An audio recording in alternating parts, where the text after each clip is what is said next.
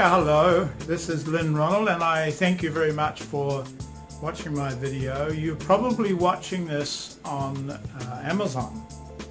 And before we go any further, I wanted to point out that Amazon has a new project involving video, and it's almost as if it's in competition to YouTube and Netflix and some of the other providers, and it's fairly large, but it's rather complicated to put your video up. So I'm hoping that you are watching this on video. It'll mean that I've had some success in uploading it. Now, the principal reason for Amazon getting into this business is to reward content creators. And so since in the past I've been concentrating on very small clips and creating content which is very just small interest type of videos, this one may be a little bit more substantial, and I'm hoping that it's rewarded with a placement in Amazon. For those of you who are interested, Amazon allows you to put closed captions up, or in fact they insist on putting closed captions up, which means that it can be indexed, so that this video will be indexed for words such as Cuba, sailing, eating in Cuba, traveling in the Caribbean, and so on. So when you do a search on Google, you can possibly find it through those search terms. So for the time being, I wanted to let you know that I appreciate you all watching this video, and it's entitled On My First Trip to Cuba. Take care.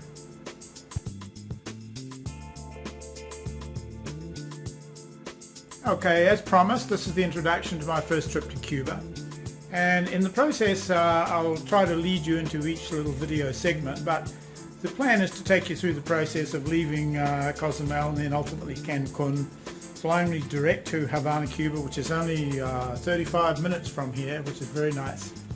And we land in Cuba, and I didn't shoot a lot of video, but little bits and pieces that I've got should keep you interested. We flew on, I forgot the name of the airline now, but they've got 2 flights every day from Cancun to Cuba, and it was fairly full, so obviously the flights do take on a special significance when you consider that there's no flights direct from Miami that actually take tourists yet. So a lot of people come down here and fly from Cancun.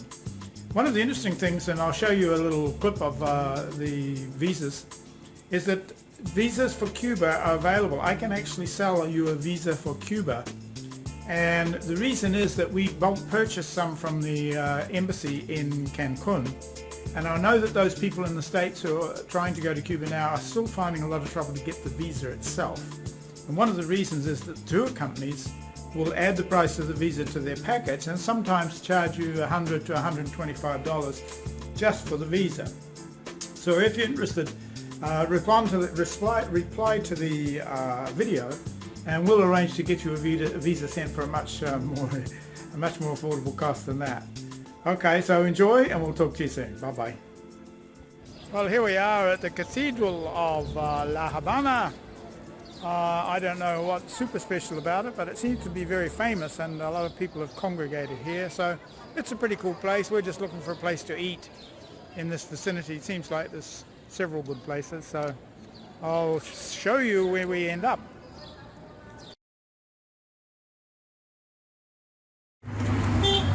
This is the Malecon in Havana, and that's the first cruise ship to come to Havana from I think it's the United States, can't really tell. Anyway, this is just the beginning of the Malecon, and I'm going to show you a very nice taxi. The man told me that it was 1948, and the girls are there. And we'll come back to the Malecon later on today and show you more.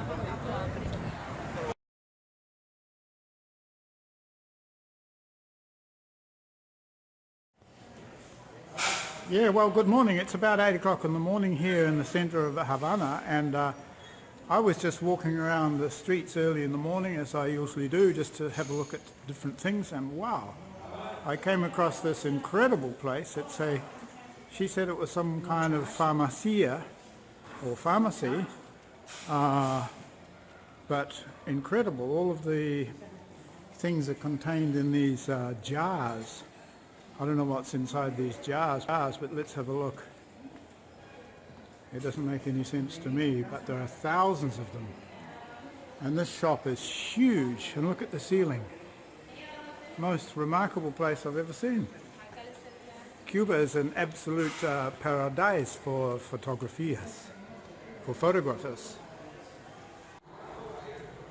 Using the staircases in Havana is not for the faint-hearted. These are very steep. I don't know whether you can see this, but I've just come down from a hostel upstairs which has lots of small concerts for guitarists and musicians. So, buen día. ¿Cómo estás? Gracias. Estoy afuera en la calle. I'm outside now on the street, so we'll see you soon. Bye-bye. This is one of the most awesome things that I've found in my morning walk. Unbelievable. This is a planetarium right in the middle of... Look at that shit, man. This is right in the middle of Havana. Un planetarium. But they told me that it's not working at the moment, but I'm allowed to come in and take photos. But look at that shit. Incredible. I never expected that. So for what it's worth, I'll keep walking upstairs and have a look at the other stuff. And here we are upstairs. Look at these little airplanes. I have no idea who created this, but it's really just so awesome. I'm going to walk around here now. There's another flight of stairs going up, but I have no idea where they go to. Let's go and have a look. Oh, it says we're going to the observatory. Okay. It's about 8 o'clock in the morning, I guess.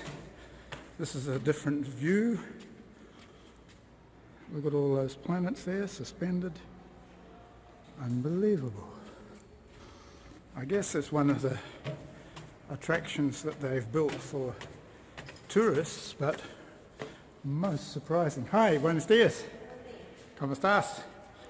Soy Lynn de Nueva Zelanda. ¿Cómo te llamas? Nieli. Oh, bueno, Nieli, qué bueno este lugar, ¿sí? Okay, good morning from Cuba. I'm in Havana in a place called the Old Square, La Plaza Vieja. Some of you might recognize this if you've been to Cuba before, but this is fantastic. Kids are doing some school exercises here, and at night time I imagine this place would be completely packed. But I'll just do a 360 to show you. It's walking distance from the hotel, and we're staying in a place called Habana Vieja, the old center of town. We're about 5 blocks from the Malecon, or from the waterfront. So have fun. I'm going to enjoy the day drinking lots of Cuban coffee. See you then. Bye-bye.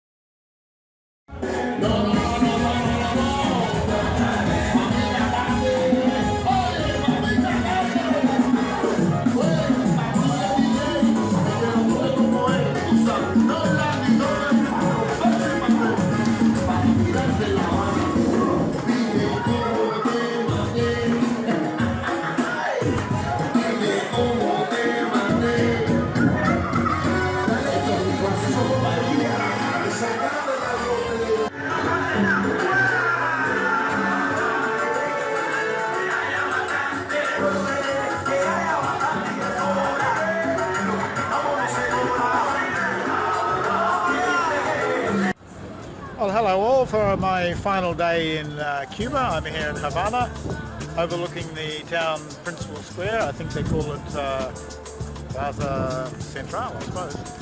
And I'm just having a quick drink at the top of the Hotel Inglaterra. Thought I'd say goodbye. And you can tell that I was in the sun yesterday because my eyes have all gone red from walking along the Malecon. Anyway, see you soon. Yeah, hi, this is Lynn. I'm back from Cuba, as you probably know. You may have seen a post on Facebook about my friend Fidel Castro. He seems like a reasonable guy. In fact, if you had been in Cuba with me, you would have not even known that he was there, to be honest.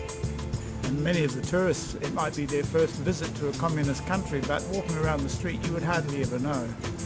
I think the best indication might be in the grocery store, where it's a bit hard to find certain items, but apart from that, everybody's very happy, everybody sings and dances, and I like it. I think it's a great place. So over the next few videos I'm going to tell you some of the experiences I had about different aspects which we would find rather unusual, including what the people's thought processes are, what their political minds are like, what the environment's like in terms of tourism. It's booming, so if you've got an idea about finding the next hotspot, I can tell you if I was 30 years of age, I'd be in Cuba right now, today, starting. It's going to boom like never before, so I'll give you more updates over the next few days. See you later. Yeah, then again, just something different about Cuba, which we were talking about the other day, which I thought I'd bring up. Not many people think about this, but in most parts of the world, when you're running a sailboat or working on a sailboat, or we've got a sailboat business, including Mexico and Thailand and Malaysia and many parts of the world, they almost force you to use local crew or captains to run the boats. And that's a method of creative employment for some of the countries around the world. And it works quite well, but it means of course that if you own a boat, you are not really permitted to run it yourself. So when I was in Cuba, I was investigating this, and it's completely the reverse. It's rather strange. It means that when you're in Cuba and you have a sailboat, it means that only you are allowed to run it, and only foreigners are allowed to work on board. I know that sounds stupid, but for obvious reasons, Cubans are not allowed to own boats, and more specifically, they're not allowed to work on boats, and even more specifically, they're not even allowed to visit boats. They're barred from going on the dock and getting on a sailboat. So a couple of advantages there for any of you budding charter sailors out there in different parts of the world. If you wanted to go investigate Cuba, you might find that that would work to your advantage, so you remain in control of your vessel, number one. And number two, you use foreign crew who are generally speaking are much better trained for sailboat, in particular sailboat management. So anyway, that's just a passing thought. It's the reverse of what most people think. So interesting stuff. Take care. Bye bye.